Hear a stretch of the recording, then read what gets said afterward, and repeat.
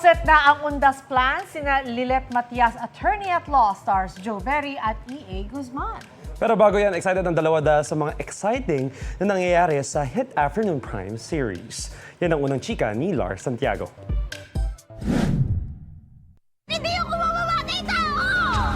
Ngayong nabunyag na kung sino ang tunay na pumatay sa karakter ni Maricel Lacsa na si Attorney Mer sa Afternoon Prime series na Lilet Matias, attorney at law. Attorney Lilet Matias, makakalaya ka na. Laya na rin si Lilet na unang idiniin sa kaso. At sa kanyang paglaya, magkakaroon ng mga pagbabago sa buhay ni Lilet bilang abogado.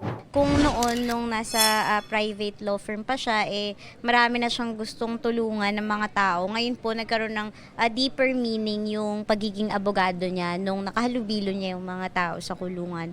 Magkakaroon din ng magandang development sa karakter ni Edgar Allan Guzman na si Attorney Kurt. Lalo na yung mga team kulit na hoping at humuhopya sa Team Kurt at Lilet. Yung kung talaga bang aamin ba or may pagtingin ba talaga si Kurt kay Lilet.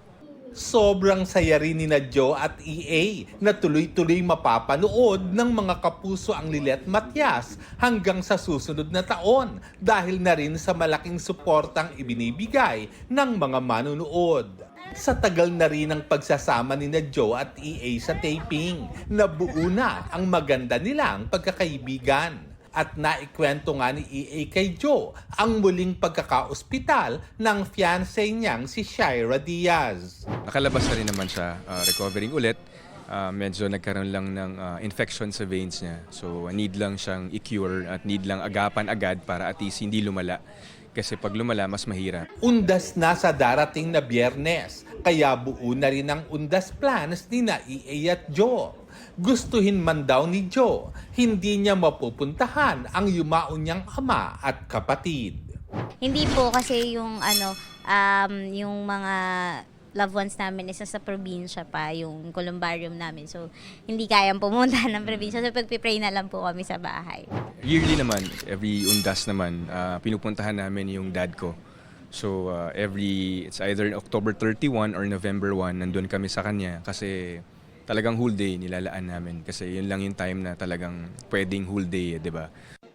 Ito ang unang balita. Lars Santiago para sa GMA Integrated News.